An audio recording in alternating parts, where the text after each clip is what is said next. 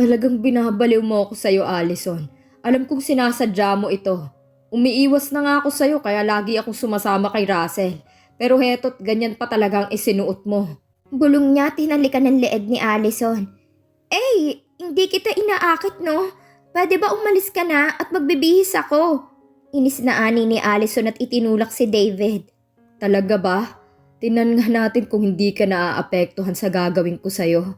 Ani ni David at idinikit niya sa dingding si Allison at hinahalikan niya ito sa leeg habang ang isang kamay niya ipinapasok niya sa suot nitong crop top at hinagod ang balat ni Allison kaya napaungol ito ng bahagya. Napangisi naman si David. Pasimpleng ibinaba ni David ang pantalon niya at itinaas ang isang hita ng dalaga kasabay ng pagkiskis nito. Impit na ungol ni Allison, habang si David naman ay patuloy sa pagkiskis sa harap ni Allison na may nakasuot pang bikini. See, you want me so bad at hindi mo ito maipagkakaila, Allison. Bulong ni David at binitawan na niya si Allison na natitigilan at nakatitig lamang sa binata. Ngumisi si David at itinaas na ang kanyang pantalon, sabay labas ng malaking closet ni Kendra. Para namang itinilos si Allison sa pagkabigla at hindi makapaniwala sa kanyang sarili na sa tuwing gagawin sa kanya yun ni David ay kusang napapasunod nito ang kanyang katawan. Mabilis na nagbihis si Allison at pagkatapos ay padabog na lumabas ng closet nang hindi tinitingnan pa si David at malakas na isinarang pintuan ng silid ni Kendra. Napangiti naman si David at sumunod na rin siya sa paglabas upang makisalo sa mga Henderson at Thompson sa ibaba. Pinsan, kain na muna dito. Ang daming pagkain. Hindi pa naman tayo naghahapunan. Ani ni Russell kay David kaya naman kumuha ng plato si David at pumunta sa mahabang table na may napakaraming pagkaing nakahain. Dad, gusto kong paghandaan ng nalalapit na kasal namin ni Kendra. Bukas ay gusto kong pag-usapan nating lahat ng tungkol dito. Sa ngayon ay gusto ko lang ay masaya dahil sa wakas ay akin ang babaeng kinababaliwan ko. Ani ni Russell at agad na binuhat ni Russell si Kendra at pinaikot ito sa ere na animoy bata. Ang baby! Malakas na sigaw nila Amber, Francis at Arman kay Russell kaya lahat ay biglang natulo sa kinauupuan at kinatatayuan nila at nakatitig lamang sa tatlong sumigaw ng ang baby. Baby? Nanginginig na ani ni Russell sabay tingin sa tiyan ni Kendra na hindi malaman kung ano ang kanyang gagawin at muling tumingin sa tatlong taong nakaharap sa kanila. Baby? Ulit na tanong ni Russell at ang lahat ay tahimik lamang at walang isa man ang nagtatangkang magsalita habang si Amber ay nakatakip ang dalawang kamay sa bibig. Si Arman at Francis ay napatalikod at napasapo sa kanilang mga noo. Baby? Aning muli ni Russell na halos mawalan na ng ulirat habang nakatitig sa tiyan ni Kendra.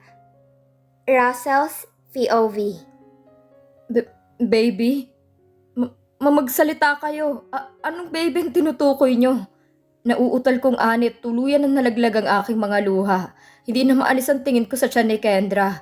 Gusto kong marinig mula sa kanya tungkol sa baby na tinutukoy nila Amber. Lahat ay tahimik. Si mami ay umiiyak habang yakap siya ng aking ama. Magsalita kayo! Malakas kong sigaw na ikinagulat ni Kendra, kaya bigla ko siyang niyakap ng mahigpit. I'm sorry. Bulungkot pinupog ko siya ng halik sa kanyang muka. Buntis ako. 4 weeks na. Hindi ko pa kasi nasasabi kila mami. Natatakot ako na baka nagalit sila sa akin. Ani niya tuluyan na akong humagulgol at lumuhod sa harapan niya. Sabay halik ko sa kanyang tiyan. Oh God, magiging tatay na ako? Totoo bang sinasabi niyo na magiging tatay na ako? Umiiyak kong ani habang yakap ko siya sa bewang at hinahalikan ko ang kanyang tiyan. Hindi ako makapaniwala sa mga narinig ko. Akala ko'y akong gugulat sa kanya pero akong nasurpresa sa nalaman kong magkakaanak na pala kami. Totoo anak? Magiging lolo at lola na kami? Alam mo ba na pangarap namin na yung ama na magkaapo? Oh God, honey, magiging lola at lolo na tayo. Magkakaanak na ang ating unika iha. Umiiyak na ani naman ang ina ni Kendra. Tumango si Kendra sa kanyang ina dahil hindi na siya makapagsalita pa dahil sa matinding pag-iyak. Kaya naman mas lalong umiyak ang kanyang ina dahil sa sobrang kaligayahan. Dahil sa napakagandang balita mula sa aking minamahal. Ayaw naman patilahan ng aking mga luha para itong balon na umaapaw at panay lamang ang agos sa aking muka. Nilapitan ako ng aking ina at hinagod niya ang aking likod at niyakap niya ang aking mahal na si Kendra. Pinangarap kong makasama si Kendra, ibinigay naman sa akin ng Panginoon. Pinangarap kong pakasalan si Kendra at ibinigay din sa akin ng Panginoon nang tinanggap ito ng mahal ko. Ngayon ay sobra-sobra pang kaligayahang ibinigay sa akin ng Panginoon dahil binigyan nila kami ng anak. Magiging ama at ina na kami at ipapangako ko na magiging mabuti akong asawa at ama sa kanila. Tumayo ka dyan, nakakainis ka. Ani sa akin ng aking mahal. Mabilis naman akong tumayo at pinahid ko ang luha ko. Niyakap ko siya ng mahigpit at hinalikan ko siya sa kanyang labi. Yes, magiging tatay na ako. Malakas kong sigaw na muntikan pa akong mapiyok dahil sa aking pag-iyak. Mahal na mahal kita, Kendra. Mahal na mahal. Bulong ko sa kanya habang hawak kong magkabila niyang pisngi. Mahal na mahal din kita. Walang ibang itinibok ang puso ko kung hindi ikaw lamang. Sagot niya sa akin, kaya muli ko siyang hinalikan sa kanyang labi. Yeah, alam ko. Nakaingos na ani ni Arman kaya lahat kami napatingin sa kanya. What? Totoo naman. Kay tagal kong nililigawan pero sa huli talagang kuya lang daw. Damn, kuya talaga? Kapatid? Wow naman. Ani ni Arman kaya umugong ng malakas na tawanan sa buong paligid. At maging ang mahal ko'y tumatawa na rin kaya nakitawa na ako sa kanila.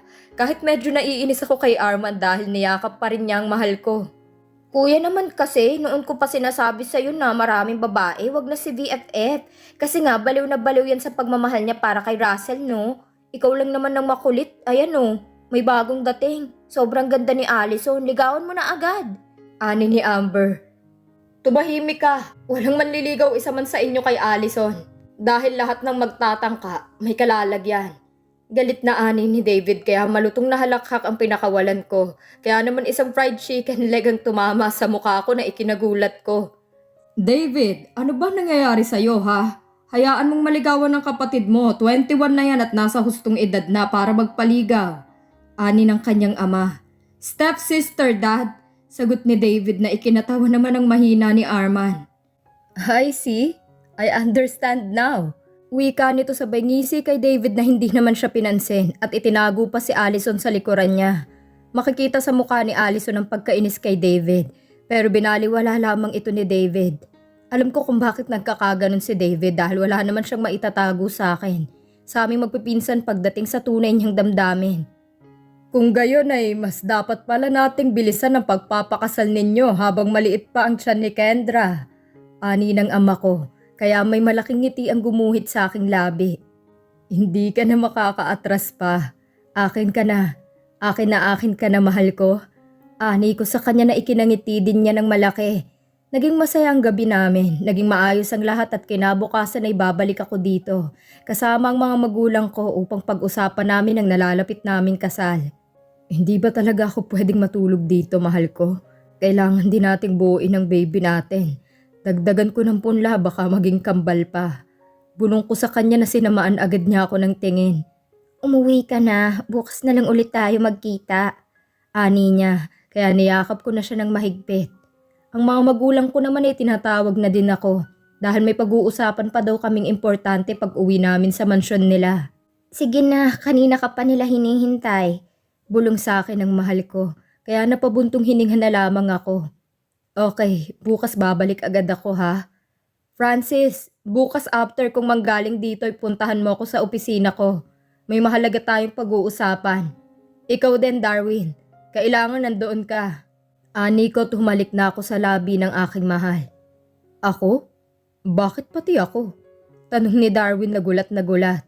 Importante, kaya siguraduhin mo na 1 o'clock in the afternoon ay nasa opisina ko na kayong dalawa bukas. Ani ko tumango lamang sila. Nagpaalam na ako sa aking mahal at sa mga magulang niya. Sabay-sabay na kaming umalis at sa mansyon ng mga magulang ko ako tumuloy. And of course kasama ko pa rin ang mga pinsan ko na hindi naman humihiwalay sa akin. Pagkarating namin sa mansyon ng mga magulang ko, ay dumiretso na kami sa malaking library ng aking ama. Ang ina ko naman ay dumiretso na sa itaas upang makapagpahinga na. Naupo ako sa swivel chair na nakaharap sa desk ng aking ama. Habang ang mga pinsan ko naman ay nakaupo lahat sa sofa. Ano bang ginagawa niyo dito? Sabi ni Dad, anak niya, anak ba kayo? Inis kong ani habang pinagmamasdan ko silang nakaupo lamang sa sofa. Hindi naman nila ako pinansin. Tumayo pa si David at kumuha ng mga baso at inilagay sa coffee table. Si Jefferson naman ay kumuha ng alak at sinalinan isa-isang bawat baso. Anak, nandito na ang lahat ng mga dokumento na pinaaayos mo sa akin. Ang lahat ng kailangan mo ay nandiriyan na lahat. Pirma mo na lang ang kulang dyan. Itong kulay itim na folder ay may bank accounts na pinapaayos mo. Ikaw nang bahala nang maglipat niyan dahil ang lahat ng yan ay nasa pangalan mo pa. Ani ng aking ama. Kaya iniusad ko sa harapan kong napakaraming folder na magkakapatong. Mabilis namang lumapit sa akin si David at naupo sa swivel chair na nasa tabi ko lang at tinulungan akong buklatin ang mga folder. So, lahat na pala? Ani ni David kaya ngumiti ako sa kanya. Agad din naglapitan ng mga pinsan namin at si Darwin naman ay kinuhang folder na may pangalang Arcola Family. What? Ito ba ang dahilan kung bakit gusto mo akong makausap bukas? Ani niya habang binubuklat ng mga dokumento at hindi magkanda o gaga sa kanyang ginagawa. Napangiti rin ako sa kanya at agad niyang binitawan ng folder at mahigpit akong niyakap sa aking leeg habang malakas na tumatawa. Nababaliw ka na ba ha? Inis na ani ni Jefferson sa kanya. Oo, nababaliw na ako. Damn, hindi mo alam bro kung gaano mo ako napasaya ngayon. Wika niya at tumawa lang ako sa kanya habang binabasa ko pa rin ang dokumentong hawak ko. Alisin mo nga yung kamay mo at nasasakal mo na ako. Inis kong ani kay Darwin kaya natawa na ang aking ama. David, wala ka bang balak sabihin sa mga magulang mo tungkol sa damdamin mo? Ani ng aking ama, kaya lahat kami napalingon kay David. Nang biglang umangat ang mukha nito at tinitigan ng aking ama. Damdamin ho, Tito Desmond? Gulat niyang ani at napatingin pa siya sa amin lahat na nakatingin sa kanya at naghihintay ng isasagot niya. Yes, son. Yung damdamin mo tungkol sa babaeng itinitibok ng iyong puso. Ani ng aking ama kaya tumaas ang kilay ko habang hinihintay ko siyang sumagot. Pero parang napipinayata ang pinsan ko at nakatitig lamang ito sa aking mga mata. Tito, wala naman po akong alam sa sinasabi niyong damdamin. Wala pa pong nagpapatibok ng puso ko. Ani niya habang nakikipaglaban siya ng titig sa aking ama. San, mahirap magkimkim ng damdamin. Mas mabuti kung may lalapitan ka upang masabi mo kung anong nilalaman ng loob mo. Wika muli ng aking ama, kaya natawa na si David. Alam ko po tito, pero sa ngayon po, bato pa ang puso ko. Para sa akin ang mga babae pampaaliw pa lang sa kama ko. At wala pa akong balak na magseryoso sa kahit na sinong babae. Wika ni David. Okay son, tatandaan kong sinabi mong yan.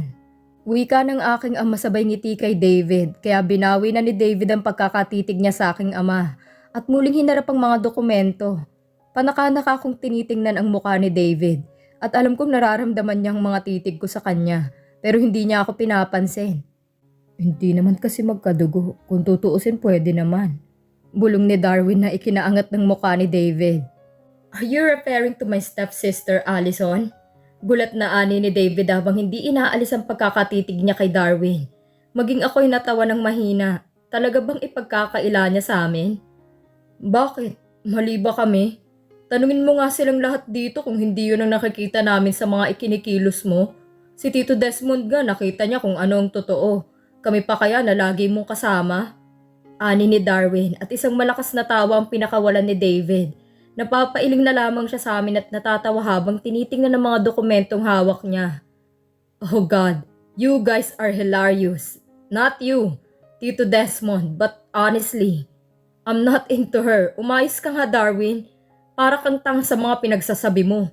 Hindi ko siya gusto. Pinoprotektahan ko lang siya dahil yun ang bili ng mga magulang ko. Alam naman ninyo natatanga-tanga pa ang babaeng yun. Wika niya. So, kung liligawan siya ni Arman, okay lang sa'yo? Kasi hindi mo naman siya gusto, hindi ba? Mabait naman si Arman. Nakita ko naman kung paano niya nirerespetong damdamin ni Kendra nang pinili nito si Russell. Ani naman ni Jefferson, kaya masamang tingin ang ipinukol ni David sa pinsan namin si Jefferson. Magsitigil nga kayo, hindi na ako natutuwa sa inyo. Nandito tayo upang asikasuhin ang mga ito, hindi para pag-usapan ng love life ko.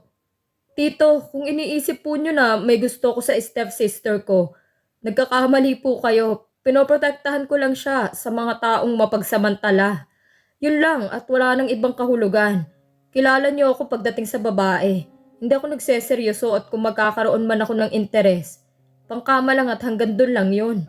Wika nito sa aking ama. Okay, tatandaan kong sinabi mong yan, iho. Ani ng aking ama at isang ngiti ang iginawad niya sa pinsan ko. Wala nang nakakibo pa. Lahat ay natahimik maging ako. Mas itinuon ko na lamang ang pansin ko sa mga ginagawa ko. Lalo pat ang saya-saya ko dahil nalaman ko na magiging tatay na pala ako. Yun palang surpresang sinasabi sa akin ni Kendra kanina. Naunahan lang siya nila Amber dahil sa mga ginagawa kong pagbuhat sa kanya. Humugot ako ng malalim na paghinga, kaya lahat ay napatingin sa akin. Magiging tatay na ako. Nakangiti kong ani na lahat ng ngipin ko ay litaw na litaw. Binabati kita anak, maging kami natutuwa dahil sa wakas ay magkakaroon ka na rin ng paslit sa pamamahay na ito. Hindi na kami makapaghintay ng iyong ina na mahawakan na magiging anak niyo ni Kendra. Ani ng aking ama. Hindi naman maalis ang ngiti sa aking muka dahil ito ang pangarap ko, ang magkaroon ng anak sa babaeng pinakamamahal ko.